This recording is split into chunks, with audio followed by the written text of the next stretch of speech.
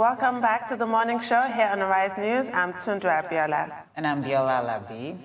The risk posed by the increasing consumption of tobacco products among Nigerians has become a matter of utmost concern. Public health professionals who are now pushing for the outgoing 8th National Assembly to approve regulations for strengthening the National Tobacco Control Act. Nigeria's weak tobacco control laws seem to have emboldened global tobacco giants, who recent reports say have begun to target even school children. To help us look at the dimensions of this scourge is Akinbode Oluwafemi, Deputy Executive Director of Environmental Rights Actions, Friends of the Earth, Nigeria. He's also a member of the National Tobacco Control Committee and Chair Africa Tobacco Control Alliance, with over 2 decades of experience in tobacco works both nationally, regionally, and internationally. Welcome to the show. Good morning. Good morning. The one thing that stood out for me when I knew you were coming and started to read up on the challenge around tobacco in Nigeria is the fact that tobacco sellers are now targeting school children and young children. Please tell us that this is not true. Unfortunately, this is true. We did a report last year in collaboration with University of Ibadan, UCH to be precise. And we look at schools in 6 states of the Federation, Lagos, Oyo, Enugu, several other states, 3 other states. And the shocking findings were that we discovered that, these sellers who do, selling biscuits, candies, and all sorts around school, have a particular way of displaying tobacco products within, some 100 meters, 50 meters, very close to school. And we find out that when these school kids come to buy exercise book, pencil, and the rest of them, there is a way those products are arranged so that, to create impression among them. And that gradually, the findings across all these states shows a pattern of deliberate display of those products, of keeping those products in distance around schools. We call that reports, tiny targets, how tobacco products are marketing to kids in Nigeria. And actually, we raised an alarm, and we took out that to the National Assembly. And I knew there was an effort there was actually a resolution by the National Assembly that the executive should begin to do something about stopping the marketing of cigarettes in our schools. So it is true. And it's very scary if tobacco products are placed in 50 meters, sometimes exactly at the gates of schools, so that kids who come to buy can see and possibly buy, because it's actually, to create the impression when they see and they see and they see, and then they become inquisitive to be able to say what exactly is in this product. So the statistics are that 370,000 children are exposed to tobacco products. So that includes children smoking? Absolutely. We've also seen that right there in Nigeria, there are some kids that started smoking at the age of 9 in school. We will see sort of, grim reports about how gradually, more and more kids. And of course, we're also in the era of novel and innovative products, heat-not-burn products, electronic cigarettes, and all these products are gradually entering shisha. That makes you think that you're not smoking tobacco. And more younger people are beginning to experiment with this kind of product. That's the situation we have. And why are we in this particular problem now?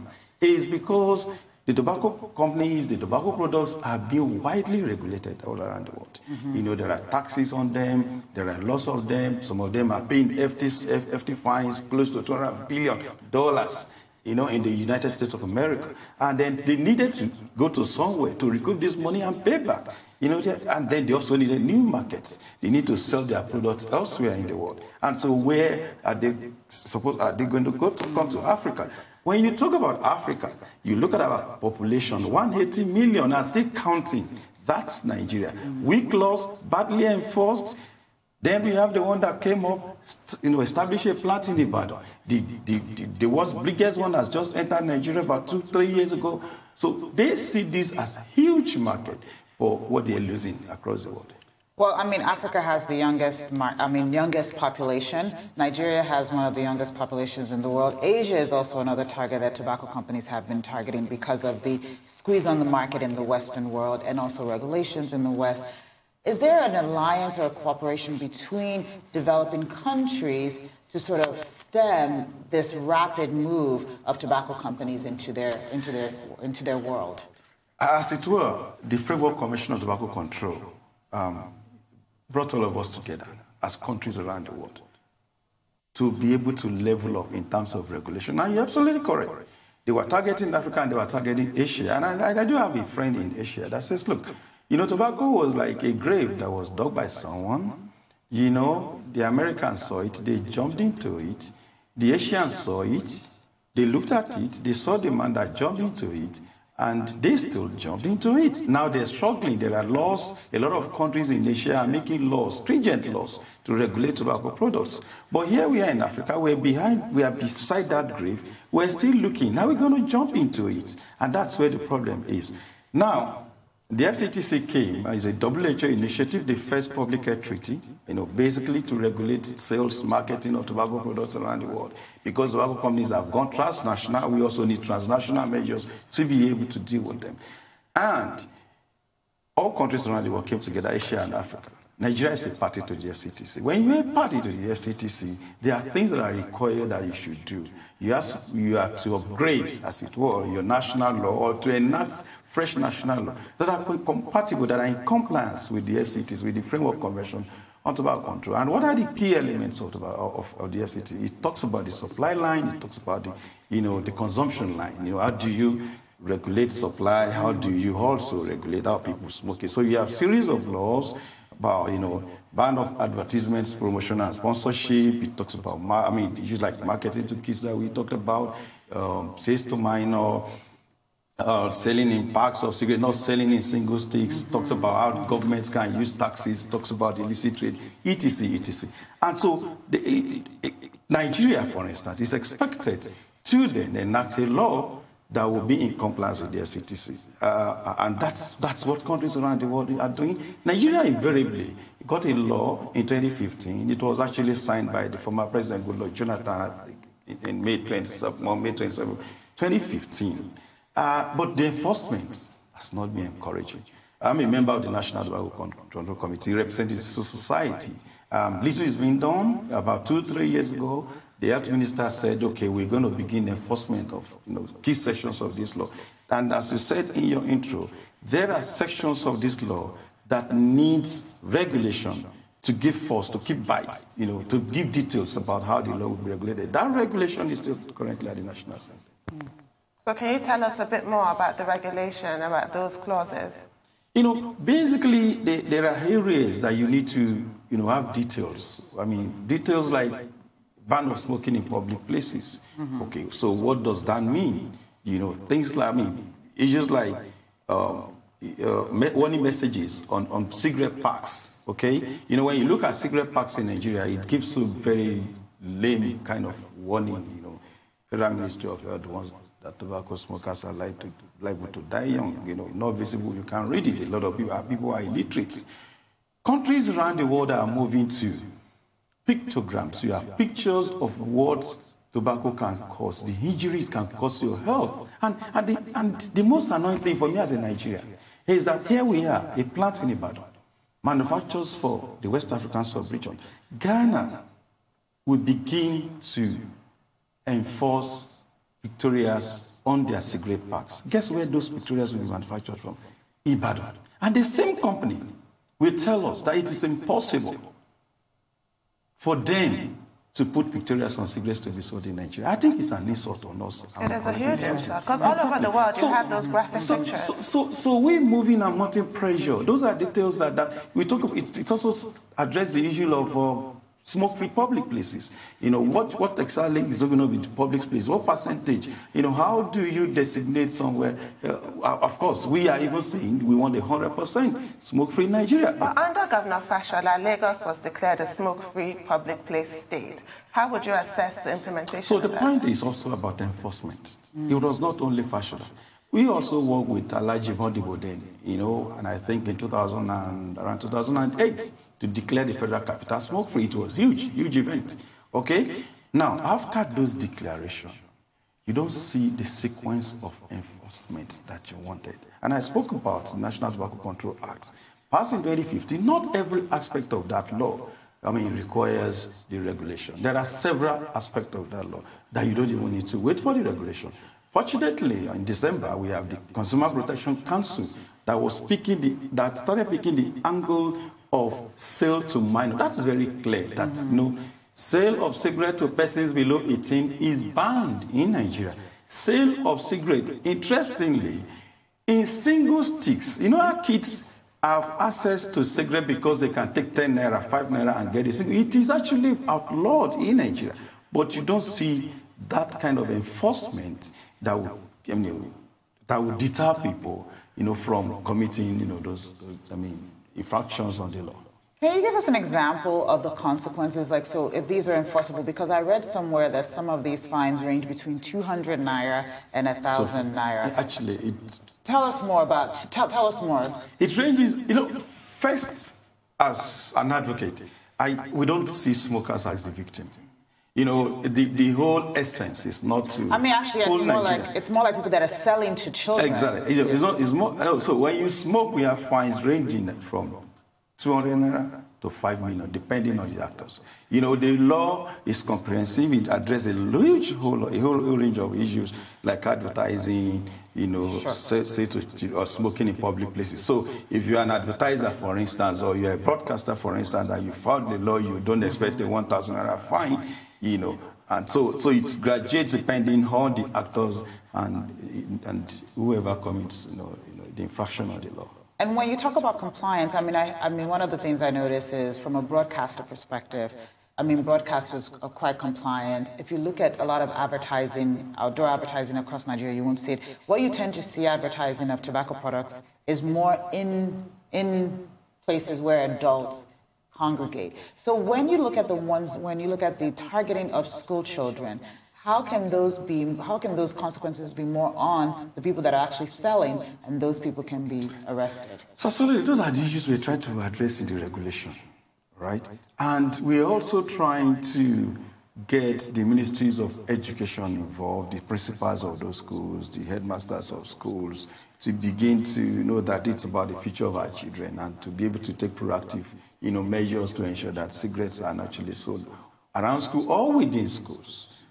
In Nigeria. So that's the approach we're trying to adopt in terms of build that stakeholdership. The concept of citizen enforcement, that people, when they see an infraction, they can also report to the police or to the civil defense so that they can also take action on that. And how do you think compliance is on the side of advertisers, especially when it comes to broadcasters or advertising to children? For broadcasters in Nigeria, to be fair, they've been great. They've been doing so well. But we have a problem. The problem is actually the Nigerian entertainment industry, specifically the movies and the music industry. Now, if you do study or you do watch, some of those movies that are coming out, you find out that there are a lot of smoking scenes.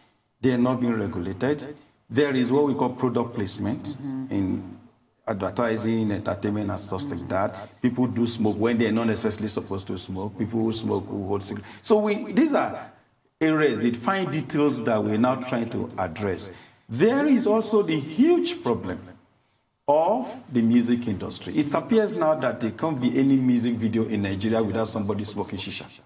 It's like that's the opening montage. Really? Somebody must smoke shisha.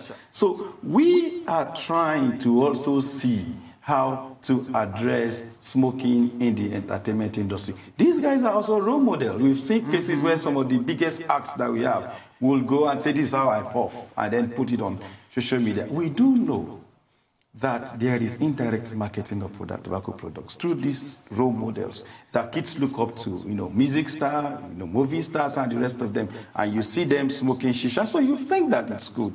Whereas, I must say here that a section of shisha actually contains between 20 to 100 sticks of cigarette, and that shisha is as dangerous as puffing. What makes it less dangerous, quote and unquote, is the fact that when you are taking it in, they've added sugar, they've added some other, mild stuff that, sugar, water, it passes through that pipe, and then you don't actually feel the heat. But what you're actually doing is smoking, and you are liable to, ill ailments, sicknesses that a typical smoker is exposed to.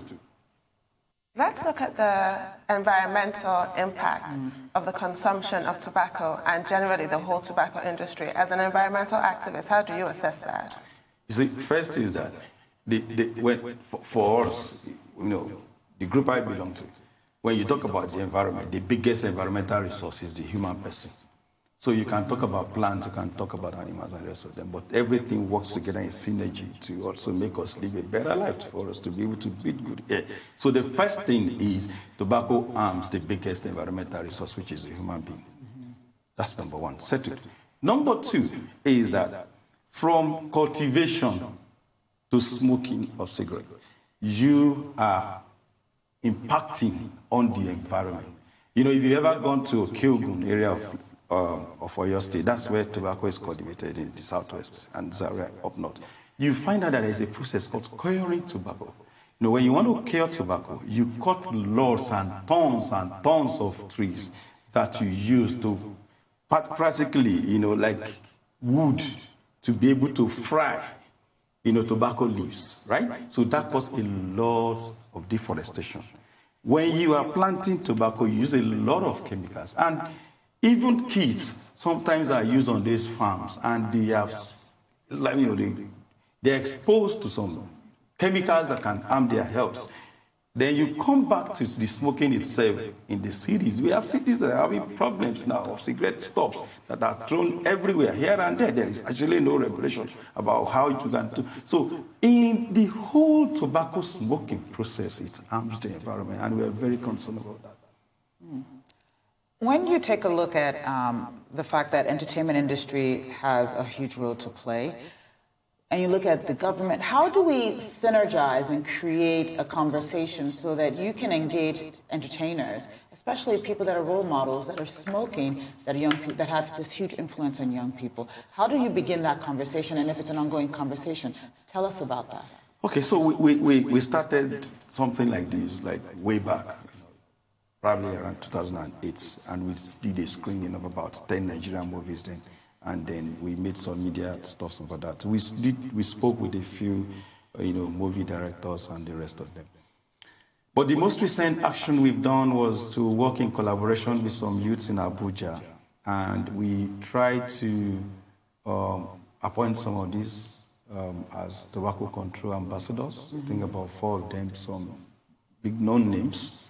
But I was told you that also that there is a conversation going on about a meet, a convening in Lagos within the next 2 months. WHO will be involved, actually, because Nigeria is fast becoming the entertainment capital of Africa, maybe of the world. So we want to sit down. You have to be proactive. Exactly, to look at how this is going to happen. Because let me tell you, it's shocking that now you travel from Nigeria, you in a shop somewhere in the US, tuning your radio, you listen to Nigerian music. And so the reality is that we just have to sit down and look at how we can work with these entertainers to see how we can address the problem. There was a time that one of them, just like I said, did shisha, put it online. We got some campaign around him, and then he pulled it down. So we're looking at a lot of stuff to do together with him. I want to take a look at what other countries are doing, take an international overview. 1 in 6 people internationally is a smoker, but like you've talked about those graphic pictures on cigarette packets, that has helped to reduce it. The amount of tax that they pay per cigarette packet has become prohibitively expensive for a lot of people. That has helped. They've had adverts with children appealing to parents to stop smoking. That sort of emotive heartstrings get pulled, people, reduce their habit or cut it out entirely. What sort of leaves can we take from what is working internationally? There's so much that Nigeria can borrow, if we have to say. I mean, it's so sad that we call ourselves giant of Africa. You move to just Ghana, Niger, Chad. A lot of these countries have enacted, very effective tobacco control laws. And we don't even need to reinvent the world, actually. I mean, we are party to the FCTC.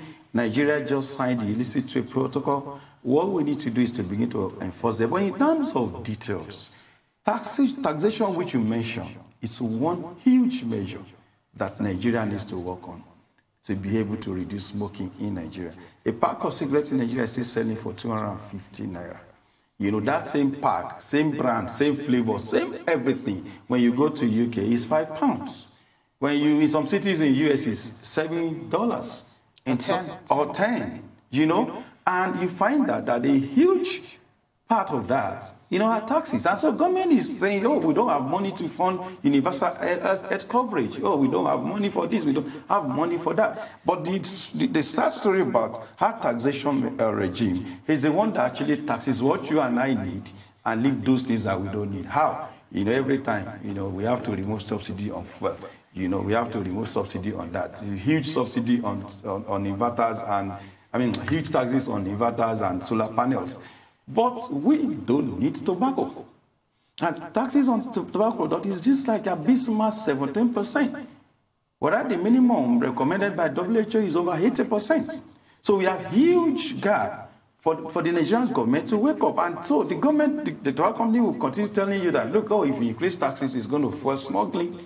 But that has not, it's not their responsibility about how we police our borders. There are EU countries that have signed an agreement that, look, if we find a single product that is smuggled into our country, tobacco country, we're going to fine you. And they've been doing that, and tobacco companies have been paying. So what makes our case different is because our country, our government will not stand up on the side of public health. And that's basically, we're also saying that, look, this National Assembly is going, is probably going to end on June 6th, the current 8th National Assembly, that, look, why can't you do something for public good? Why can't you have a legacy for public health? Yes, you got these regulations just for approval. That's what the law says. In December, you could table this regulation and approve it and give public health as a legacy to the Nigerian people.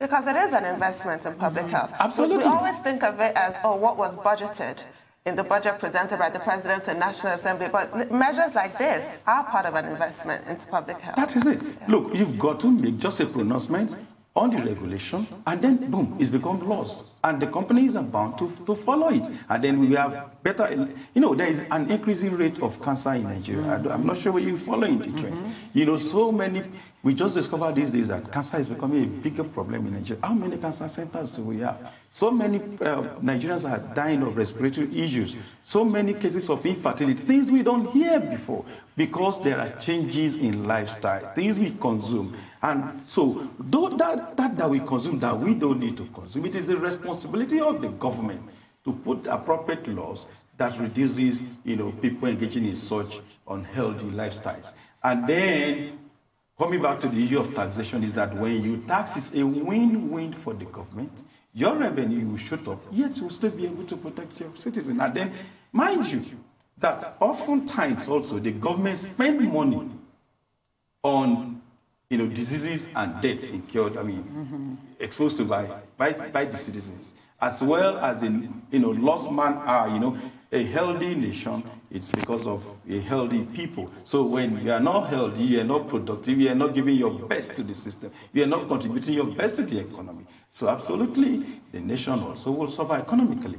And I must say this, that what I'm talking about has been documented by even conservative systems like the World Bank as far back as early 2000, about the fact that, look, tobacco control actually hits the economy, and that when you look at it, whatever employment, whatever thing that the tobacco companies are doing is causing more harm economically to every nation that you can imagine. I mean, what Tunde said is so important, which is there's so many global models for us to take a leaf from, borrow, steal, whatever we need to do. One of the things that actually has come based on the overall cost of tobacco that helped other countries and cities make the case, because sometimes these things have to start at a city level and go up to the state level, was creating all these smoke-free places, making sure that you couldn't smoke indoors.